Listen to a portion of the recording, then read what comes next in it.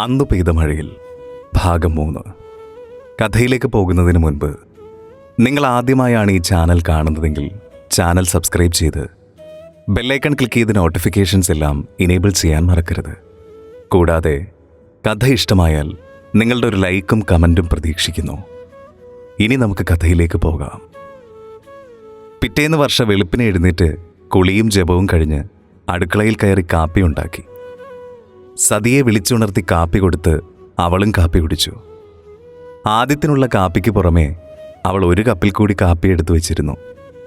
അത് കണ്ട് സതിയൊന്ന് അമ്പരന്നു. സതി വർഷയെ നോക്കി. അവൾ ഒന്നും അറിയാത്ത ഭാവത്തിൽ പ്രാതൽ തയ്യാറാക്കുകയായിരുന്നു. ആദ്യത്തെ സിറ്റൗട്ടിലിരുന്ന് പത്രം വായിക്കുകയായിരുന്നു. സതി അവന് കാപ്പി കൊണ്ടുപോയി കൊടുത്തു.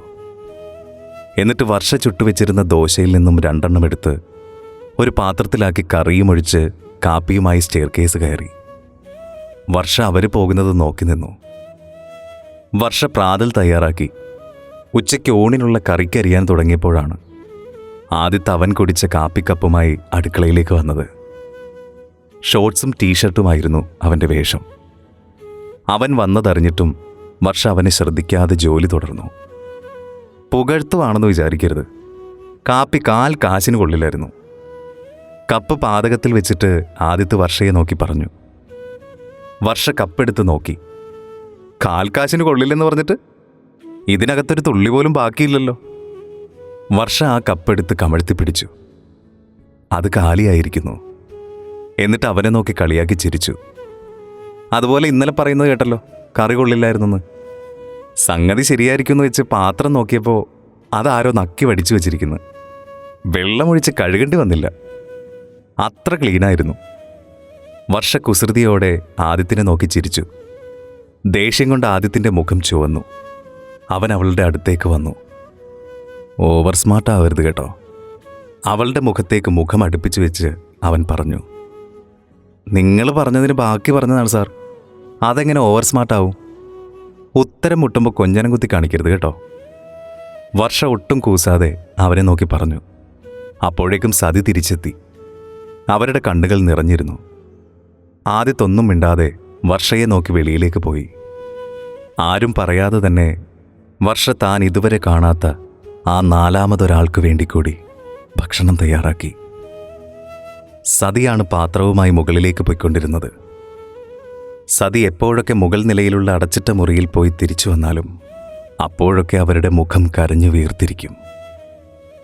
ഒരിക്കൽ ആദ്യത്തെ വീട്ടിലില്ലായിരുന്ന സമയത്ത് സതി മുകളിലേക്ക് ഭക്ഷണം കൊണ്ടുപോയതിന് പിന്നാലെ വർഷയും സതി കാണാതെ അങ്ങോട്ടേക്ക് കയറി ചെന്നു.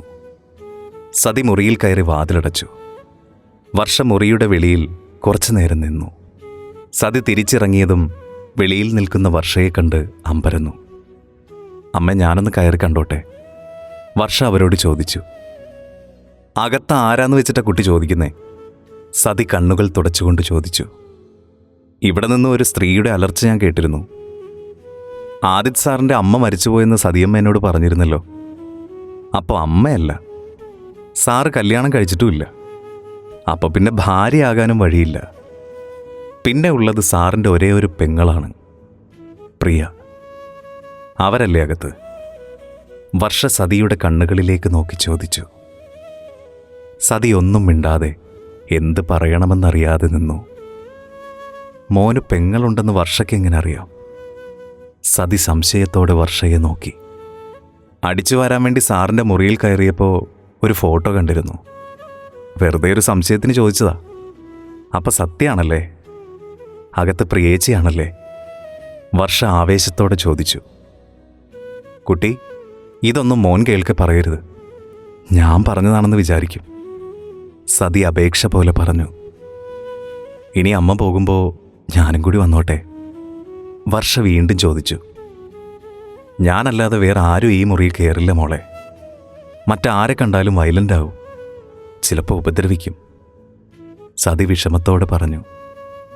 അമ്മ, ഞാൻ ശ്രദ്ധിച്ചോളാം. ഞാനിപ്പോൾ ഒന്ന് കയറി കണ്ടോട്ടെ? വർഷ വീണ്ടും കെഞ്ചി. അകത്തെന്താ സർക്കസ് നടക്കുന്നുണ്ടോ? കയറി കാണാൻ. മുകളിലേക്ക് കയറി വന്ന ആദിത്ത് വർഷയെ രൂക്ഷമായി നോക്കി. വർഷയും സതിയും ഞെട്ടിത്തരിച്ച് ആദിത്യനെ നോക്കി. അവൻ വന്നത് അവരറിഞ്ഞിരുന്നില്ല. സതിയാൻ്റെ ആദ്യമേ നിന്നോട് പറഞ്ഞിരുന്നു, ഭാരിച്ച കാര്യങ്ങളൊന്നും നീ അന്വേഷിക്കരുതെന്ന്. അതനുസരിക്കാന്നുണ്ടെങ്കിൽ മാത്രമേ ഇവിടെ നിന്നാൽ മതി, ഇല്ലെങ്കിൽ നീ ഇപ്പം ഇറങ്ങിക്കോണം ഇവിടുന്ന്. ആദിത്യ കർശനമായി പറഞ്ഞു. സതി മുറി പൂട്ടി താക്കോലെടുത്ത് താഴേക്കിറങ്ങി. വർഷ ആദിത്യനെ നോക്കി സതിയുടെ കൂടെ പെട്ടെന്ന് താഴേക്കിറങ്ങി. ആദിത്യ അവളെ തന്നെ നോക്കി നിന്നു. പിറ്റേന്ന് സതി മുകളിലേക്ക് പോയ സമയം വർഷയും കൂടെ ചെന്നു. അമ്മേ, ചേച്ചിക്ക് ഭക്ഷണം ഞാൻ കൊണ്ടുപോയി കൊടുത്തോട്ടെ. കുട്ടി എന്ത് ഭ്രാന്താണ് ഈ പറയുന്നത്? മോൻ അറിഞ്ഞാൽ നിന്നെ കൊല്ലും, സതി ഭീതിയോടെ പറഞ്ഞു. മോൻ അറിഞ്ഞാലല്ലേ, അറിയാതെ അമ്മ നോക്കിയാൽ മതി. ഇല്ല കുട്ടി, ആവശ്യമില്ലാത്ത കാര്യത്തിൽ നീ ഇടപെടരുത്. കുട്ടി താഴേക്ക് പൊക്കോളൂ, സതി പറഞ്ഞു. വർഷ പതിയെ താഴേക്ക് പോകാൻ തുടങ്ങി. പിന്നീട് അവൾ മുകളിലത്തെ നിലയിലെ ആദിത്യൻ്റെ മുറി വൃത്തിയാക്കാൻ കയറിയ സമയം സതി പ്രിയയുടെ മുറിയിൽ നിന്ന് ഇറങ്ങുകയായിരുന്നു. പെട്ടെന്ന് അവർക്കൊരു തലചുറ്റൽ പോലെ തോന്നി. സതി പെട്ടെന്ന് വർഷയെ വിളിച്ചു. വർഷ അവരെ താങ്ങി പിടിച്ച് ആദിത്യൻ്റെ മുറിയിൽ കൊണ്ടുപോയി കിടത്തി. അവർക്ക് കുടിക്കാൻ വെള്ളം കൊടുത്തു. സതിയമ്മയോട് കുറച്ചു നേരം അവിടെ കിടന്നോളാൻ പറഞ്ഞിട്ട് വർഷ ജോലി തുടർന്നു. അവൾ അപ്പോഴാണത് ശ്രദ്ധിച്ചത്. സതി പ്രിയയുടെ മുറി പൂട്ടിയിട്ടില്ല. താക്കോൽ കൂട്ടം വാതിലിൽ തന്നെ കിടക്കുന്നു. ഇതാണ് പറ്റിയ അവസരം. അവൾ ഒച്ചയുണ്ടാക്കാതെ പതിയെ അങ്ങോട്ട് നടന്നു. പാതി തുറന്നു കിടക്കുന്ന വാതിലിൽ കൂടി അകത്തേക്ക് കയറി. ആ മുറിയിൽ ഇരുട്ടായിരുന്നു. ലൈറ്റിൻ്റെ സ്വിച്ച് എവിടെയാണെന്ന് കണ്ടുപിടിക്കാൻ അവൾക്ക് കുറച്ച് സമയം വേണ്ടി വന്നു. ലൈറ്റ് ഓണാക്കാൻ കൈ നീട്ടിയതും എന്തോ ഭാരമുള്ള വസ്തു തലയ്ക്കടിച്ചത് മാത്രം അവൾക്ക് ഓർമ്മയുണ്ട്. വർഷ ബോധം കെട്ട് വീണു.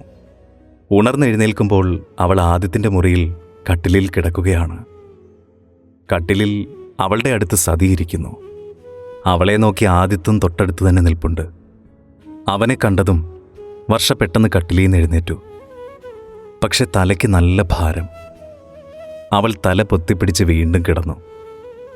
നിന്നോട് ഞാനും സതിയാൻ്റെയും മുറി കയറിപ്പോകരുതെന്ന് പലതവണ പറഞ്ഞിട്ടുണ്ട്. എന്ത് ധൈര്യത്തിലാണ് നീ ഞങ്ങളുടെ വാക്കൊക്കെ ധിക്കരിച്ച് അങ്ങോട്ട് കയറി ചെന്നത്? ആദിത്യ ദേഷ്യം കൊണ്ട് ഉറഞ്ഞു തുള്ളി. വർഷ ഒന്നും മിണ്ടാതെ പേടിയോടെ പതിയെ കട്ടിലിൽ നിന്ന് എഴുന്നേറ്റു. വേദനയുണ്ടെങ്കിൽ കുറച്ചു നേരം കൂടി കിടന്നോ മോളെ, സതി പറഞ്ഞു. വേണ്ടമ്മേ, ഞാൻ താഴേക്ക് ചെല്ലട്ടെ, അവൾ അവിടെ നിന്ന് രക്ഷപ്പെടാൻ വേണ്ടി പറഞ്ഞു. നീ എവിടെ പോവാ? ചോദിച്ചതിനുള്ള ഉത്തരം പറഞ്ഞിട്ട് നീ ഇവിടുന്ന് പോയാൽ മതി. ആദിത്യ അവളുടെ കയ്യിൽ പിടിച്ചു. സോറി, മുറി തുറന്നു കിടക്കുന്നത് കണ്ടപ്പോൾ ആകാംക്ഷ അടക്കാൻ വയ്യാതെ അറിയാതെ കയറിപ്പോയതാ. വർഷയുടെ കണ്ണുകൾ നിറഞ്ഞു വന്നു. വിട്ടേക്ക് മോനെ, വർഷ ഇനി അങ്ങനെ ചെയ്യില്ല, സതി ആദിത്യനോട് പറഞ്ഞു. അവൻ അവളുടെ കയ്യിലെ പിടിവിട്ടു. വർഷ താഴേക്ക് ഇറങ്ങിപ്പോയി. അവളുടെ മുറിയിൽ ചെന്നിരുന്ന് അവളുടെ ബാഗിൽ നിന്നും അവളുടെ ഫോൺ എടുത്തു. അതിൽ ആരുടെയോ ഫോട്ടോ എടുത്ത് കുറച്ചു നേരം അതിൽ നോക്കിയിരുന്നു. പതി അവളുടെ കണ്ണുകൾ നിറഞ്ഞു വന്നു. ആരും കാണാതെ അവൾ അതും നെഞ്ചോട് ചേർത്ത് ശബ്ദമടക്കി പിടിച്ച് കരഞ്ഞുകൊണ്ടിരുന്നു. പിറ്റേന്ന് രാവിലെ സതി എഴുന്നേറ്റ് അടുക്കളയിൽ ചെന്നപ്പോൾ വർഷ എഴുന്നേൽക്കുന്നതേ ഉണ്ടായിരുന്നുള്ളൂ. മോളെ, തലയ്ക്ക് ഇപ്പോഴും വേദനയുണ്ടോ? സതി ചോദിച്ചു. ആ, ചെറുതായിട്ടുണ്ട്, കുറഞ്ഞു വരുന്നതേ ഉള്ളൂ, അതാ എഴുന്നേക്കാൻ താമസിച്ചത്. ഞാനിപ്പോൾ കുളിച്ച് വന്നിട്ട് എല്ലാം തയ്യാറാക്കാം. വർഷ കുളിച്ചു കഴിഞ്ഞ് അടുക്കളയിലെത്തി. അമ്മേ, ഇന്നലെ പ്രിയേച്ചിയാണോ എന്നെ തലക്കടിച്ചത്? വർഷ സതിയോട് തിരക്കി. അവരൊന്നും മിണ്ടിയില്ല. അവർ പ്രാതലും കാപ്പിയുമായി മുകളിലേക്ക് പോവാൻ തുടങ്ങി. കുട്ടി, മോൻ്റെ മുറിയൊന്ന് തൂക്കാവോ? ഇന്നലെ മോളത് ചെയ്തുകൊണ്ടിരുന്നതിൻ്റെ ഇടയ്ക്കല്ലേ എനിക്ക് വയ്യാണ്ടായത്. മുകളിൽ നിന്ന് വന്നിട്ട് ഞാൻ ചോറും കൂട്ടാനും വെച്ചോളാം. മുറി വൃത്തിയായി കിടന്നില്ലേ മോന് ദേഷ്യം വരും. ഞാൻ ചെയ്യാമേ, വർഷ പറഞ്ഞു. അല്ലെങ്കിലും എന്ത് കാര്യത്തിനാണ് മോന് ദേഷ്യം വരാത്തത്? കാപ്പി നന്നായില്ലെന്ന് പറഞ്ഞ് ദേഷ്യം, കഴിക്കാൻ ഉണ്ടാക്കി കൊടുത്ത അതിന് കുറ്റം, ഇങ്ങോട്ട് ഓരോന്ന് പറഞ്ഞ് മനുഷ്യനെ ദേഷ്യം പിടിപ്പിച്ചിട്ട് അതിന് മറുപടി എന്തെങ്കിലും പറഞ്ഞാൽ ഓവർ സ്മാർട്ടാണെന്ന്. വല്ലാത്ത സാധനം തന്നെ, വർഷ മനസ്സിൽ പറഞ്ഞു. അവൾ മോപ്പും ബക്കറ്റും ലോഷനും എടുത്ത് മുകളിലേക്ക് കയറി. ആദിത്യ അവൻ്റെ മുറിയിൽ സോഫയിൽ പുറംതിരിഞ്ഞിരിക്കുകയായിരുന്നു.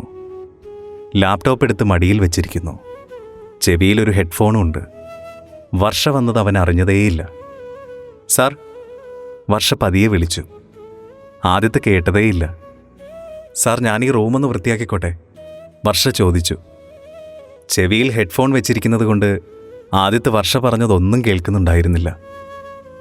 ആദിത്യൻ്റെ പുറകിൽ ചെന്ന് വർഷ ആദിത്യൻ്റെ ലാപ്ടോപ്പ് നോക്കി. അവൻ അതിലൊരു പെൺകുട്ടിയുടെ ഫോട്ടോ നോക്കുകയായിരുന്നു. ആ ഫോട്ടോ കണ്ട് അവൾ അന്തം വിട്ടു. മുഖത്തെവിടെയൊക്കെയോ തൻ്റെ അതേ ഛായ. ചുവന്ന റിബൺ കൊണ്ട് മുടി 2 സൈഡിലേക്കും പിന്നിക്കെട്ടി, വിടർന്ന കണ്ണുകൾ കരിമഷി കൊണ്ട് കറുപ്പിച്ച്, ദാവണിയുടുത്ത് ചിരിച്ചുകൊണ്ട് നിൽക്കുന്ന 17-18 വയസ്സ് പ്രായം തോന്നിക്കുന്ന നുണക്കുഴിക്കവളുള്ള നാട്ടുംപുറത്തുകാരി ഒരു സുന്ദരിക്കുട്ടി.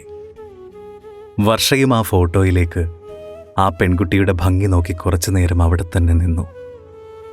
തുടരും. വീഡിയോ ഇഷ്ടമായെങ്കിൽ ലൈക്ക് ചെയ്യാനും ഷെയർ ചെയ്യാനും സബ്സ്ക്രൈബ് ചെയ്യാനും മറക്കരുത്.